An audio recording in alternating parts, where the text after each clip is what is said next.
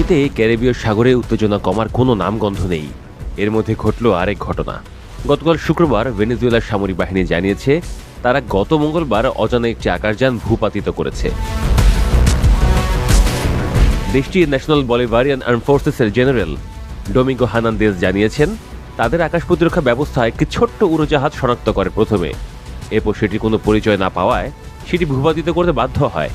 ভেনেজুয়েলার প্রতিরক্ষা মন্ত্রণালয়ের পক্ষ থেকে মার্কিন সামরিক বাহিনীর সাথে যোগাযোগ করা হয়েছিল, কিন্তু কোনো সাড়া পাওয়া যায়নি। এদিকে ভেনেজুয়েলায় যুক্তরাষ্ট্রের সম্ভাব্য আক্রমণকে ঘিরে দেশটির বাসিন্দাদের মধ্যে মিশ্র প্রতিক্রিয়া বিরাজ করছে।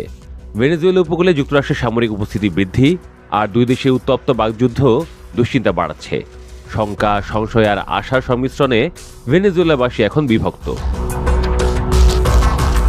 কেউ কেউ বিদেশি শক্তির আগমনকে সম্ভাব্য মুক্তি হিসেবে দেখছেন, কেউ দেখছেন সার্বভৌম একটি রাষ্ট্রের উপর আঘাত হিসেবে।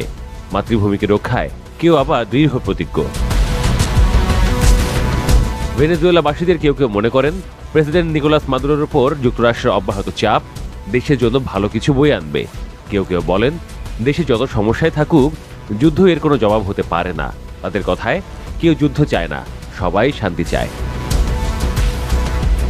উত্তেজনার মধ্যে এই যুক্তরাষ্ট্রের পররাষ্ট্র দপ্তর ভেনেজুয়েলায় ভ্রমণ নিয়ে নতুন করে কঠোর সতর্কবার্তা জারি করেছে। ভেনেজুয়েলায় নিরাপত্তা হুমকি দ্রুত বেড়ে যাওয়ায় সব মার্কিন নাগরিক ও স্থায়ী বাসিন্দাদের অবিলম্বে দেশটি ছেড়ে যাওয়ার নির্দেশ দেওয়া হয়েছে। নিরাপত্তা হুমকি দ্রুত বেড়ে যাওয়ায় এই নির্দেশনা দেওয়া হয়েছে। স্টেট ডিপার্টমেন্ট এক আনুষ্ঠানিক বিবৃতিতে এই নির্দেশনা দিয়েছে। বিবৃতিতে বলা হয়, ভেনেজুয়েলায় ভুলভাবে আটক অবস্থায় নির্যাতন, সন্ত্রাসবাদ, অপহরণ, স্থানীয় আইনের স্বেচ্ছাচারী প্রয়োগ, অপরাধ, নাগরিক অস্থিরতা এবং দুর্বল স্বাস্থ্যসেবার ঝুঁকি অত্যন্ত বেশি। তাই দেশটিতে ভ্রমণ এবং সেখানে অবস্থান না করতে মার্কিন নাগরিকদের নির্দেশ দেওয়া হচ্ছে।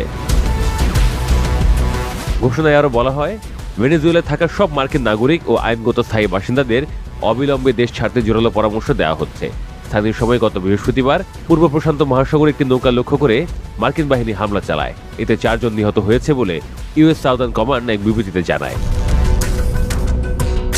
সামরিক কর্মকর্তাদের দাবি, আন্তর্জাতিক জলসীমায় চলাচলকারী এই নৌযানটি একটি সন্ত্রাসী তালিকাভুক্ত সংগঠনের সঙ্গে যুক্ত।